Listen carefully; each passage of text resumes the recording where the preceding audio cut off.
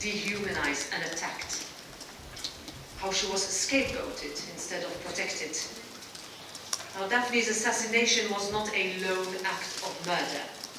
It was the culmination of years of targeting that left her isolated. And that's a lesson that we tried to address in our small way with this prize. It is our way of supporting investigative journalism, of putting a spotlight on journalists and what they face every day, of highlighting their essential work, of remembering those being killed in Ukraine, in Gaza, and in conflicts around the world, of ensuring no journalist is left alone again. Forbidden Stories, launched in 2017, ran a campaign saying, "Killing the journalist won't kill the story." And I don't think that there is a better example of this than the impact Daphne Caruana Galizia has had in the last 7 years. And she still has today. Daphne's voice lives on. It does so because of journalists who refuse to let it rest, because of civil society who refuse to give in to threats, because of her family, her boys, who have inherited every ounce of her bravery, tenacity, and wit. The last 7 years have proven that her pen is truly mightier than the sword. And this saying is also embodied by the Italian journalist Stefania Battistini, whom I met today, and whose bravery I want to recognize here as well.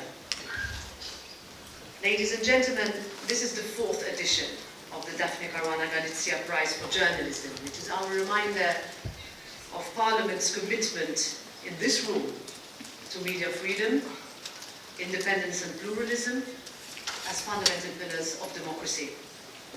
It is for all those journalists who risk their lives and livelihood on a daily basis to uncover the truth, regardless of where it lies or whom it upsets. For all those killed and those whose lives are threatened in the course of their work. I want to take the opportunity to thank Vice President Pina Picierno for her work on this initiative, and to my compatriot, member of the European Parliament, David Casa, who fought for it for a long time, successfully. And for Daphne. Special thanks also to our staff and services, who I know have worked so hard on this event as they do every year. Thank you to the Secretary General and all the Directors General here.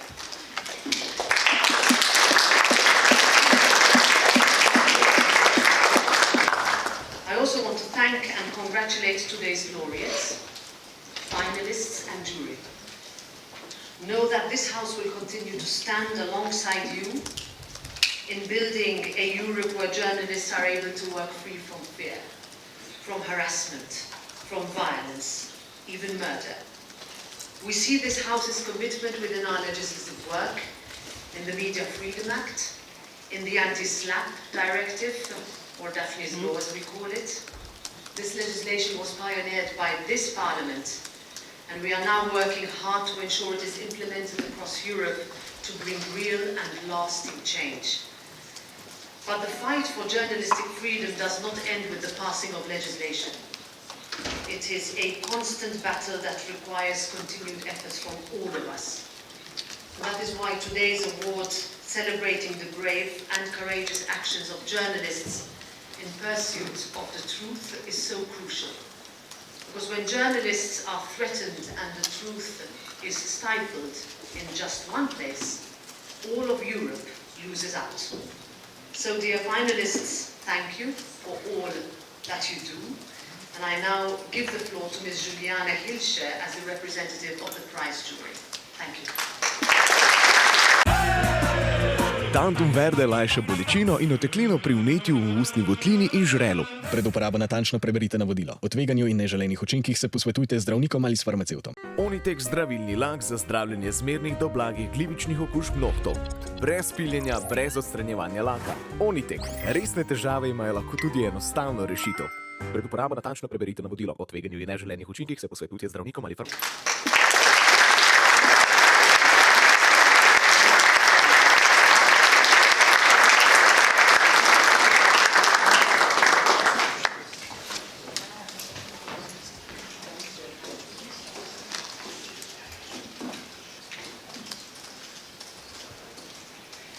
Dear President Metsola, dear Vice President Picierno, dear members of Parliament, dear fellow colleagues, family and friends, good evening to everybody. Many of you will know that Daphne Caruana Galicia's son Paul published a book about his mother last year. And in the very first pages, Paul expresses concern that his mother's work and the brutal injustice that happened to her in 2017 could soon be forgotten. This is a more than understandable concern. But it seems to me that this concern is becoming more and more unfounded with each passing year. A few weeks ago I visited Malta with an international press group. In Daphne's hometown there has been a small memorial. The attention of passers-by are limited. However, in the heart of Valletta, at the foot of a group of statues symbolizing faith, valor and civilization, the Maltese keep the memory alive through silent protest. Tourists marvel at the photos of Daphne, candles, greetings and flowers. If authority remove the items, they are back again on the screen. That is the good news one wants to shout to the family. Your mother, your sister, your wife, is not forgotten in her homeland, and it's not here in the heart of Europe either. The prize named after her is another stand being taken against forgetting. As this year it will be awarded for the fourth time, it is thus almost impossible to imagine everyday European life without it. And if any future European Parliament should consider abolishing it, it is up to us journalists to scrutinize and question why investigative journalism, which examines European ethics, should suddenly be deemed unimportant. One might say, unfortunately, this form of media work is also necessary in a democratically managed European Union. One might say, fortunately, that nowadays we can report critically in most European countries without fearing for our lives and safety. We already heard freedom and pluralism of the media are enshrined in the EU Charter of Fundamental Rights, and it is up to us to demand and to use these rights with courage, but also with thorough research and with responsibility for the choice of our words. And that is exactly what all colleagues did whose publications were eligible this year. There are 322 submitted reports. Reports on crimes, corruption, illicit influence, and deeply undemocratic decisions. Violence and fraud play a role in almost all the stories, and most of the time it's about power and money. The 29 jury members from all European countries had to evaluate these stories within a short time frame. We've created a short list of 13 works, each of such an exceptional quality that they deserve an award themselves. The rules simply state that we have to choose one, but I would like to mention some reports in very high esteem. The investigation from Estonia, which describes how the Russian power apparatus manipulates the civilian population. The Russian colleague's work, who's currently publishing from within Latvia, which describes the indoctrination of children who were dragged from Ukraine to Russia during the war, where they are brainwashed by authorities, school, and staff in the homes. Both stories evoke horror and amplify concerns and questions regarding the future relation of the European Union and Russia. The report Desert Dumps that demonstrates what happens to funds from the European migration management budget in North African countries, where African internal refugees are hunted and then transported into the desert, where they are simply abandoned. And finally, I would like to mention the stories of the series Mare Nostrum, which focuses on the Mediterranean, the great water that connects so many European countries and serves as a lifeline for millions of people in agriculture, fishing, and tourism. And despite all the green deals in the world, it is becoming increasingly warmer and sicker, seemingly not good enough protected by European regulations. These and all other reports on the shortlist are based on deep research, are excellently written or produced, and achieved a remarkable balance between factual information and the portrayal of human stories. On behalf of the jury, I would like to express our full appreciation. The reports were all so good that it really was a challenge to choose only one. Nevertheless, I want to personally thank you for this, as the agony of choice led me to take apart my entire kitchen on voting Sunday and clean all the cabinets and drawers inside out until late evening when I did my decision. And if my jury colleagues also struggled with their decision, now there must be 29 kitchens across Europe that are so spotless that they do justice to the European house. This brings us to the presentation of Daphne Caruana Galizia Prize for 2024, and we are delighted to have last year's winner, Stavros Malichoudis, here today to support us with the ceremony. Welcome.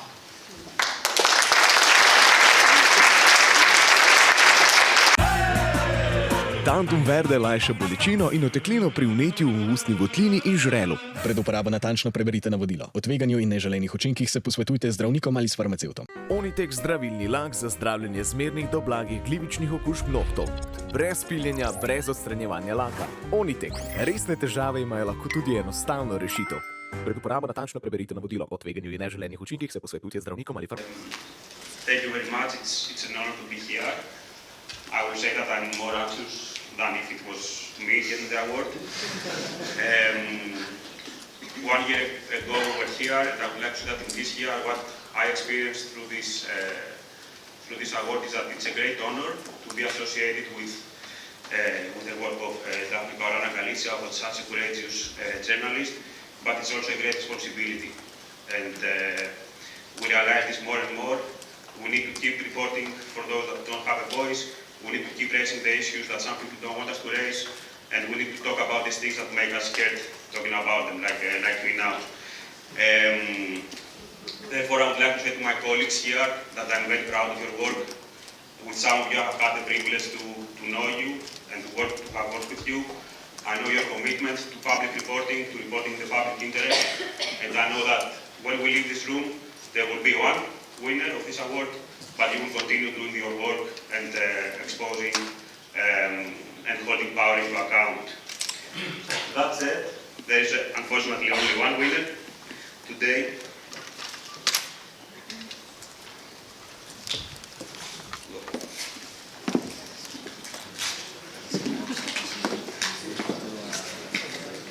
I do it on purpose to have more no. So I would invite everyone to think. This is a very packed room, but imagine if there were 47 more people here. And imagine if these 47 more people, they were not adults, but they were children, and they were maybe some of the most vulnerable children in this continent. The winning story did a mapping of something that's very sad to report about, but something that can make us reconsider not only our values, but our approach to them. It is the Lost in Europe project, which revealed that 50,000 children had disappeared in our continent, in Europe, in the past years.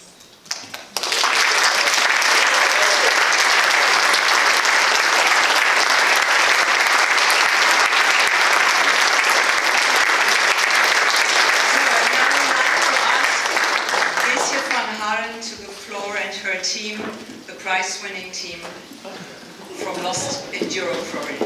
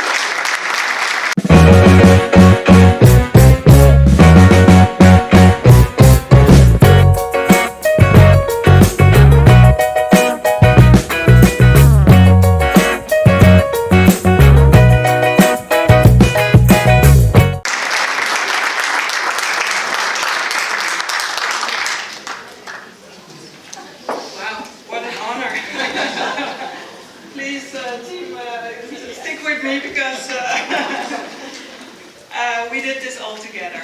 Lost in Europe is really a collaboration of trauma-informed journalists who work on reporting on migration within the EU. And we are very inspired by the work of Daphne Caruana Galizia, like you, the first speakers already said.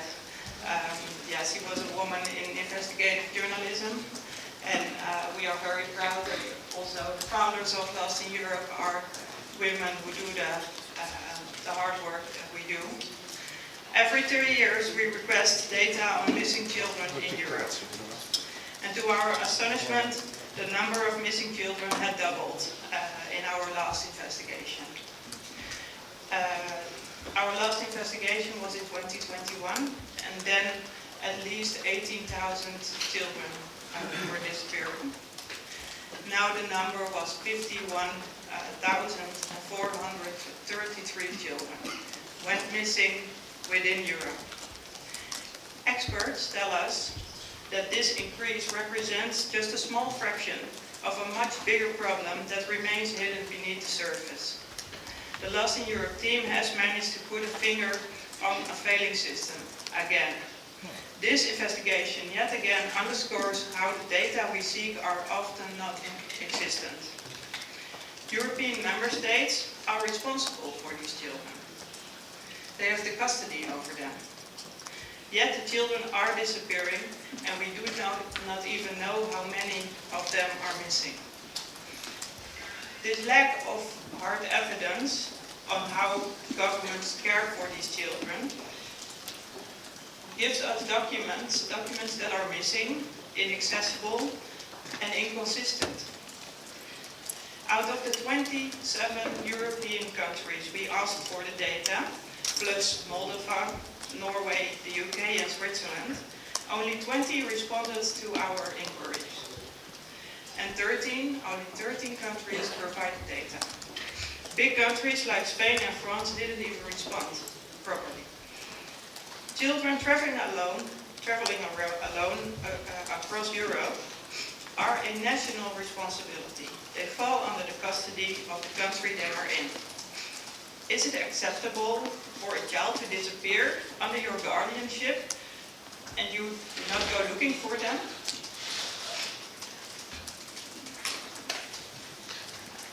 Behind these numbers are vulnerable minors who we interview and who often lack the trust in aid organizations, in the police and in journalists.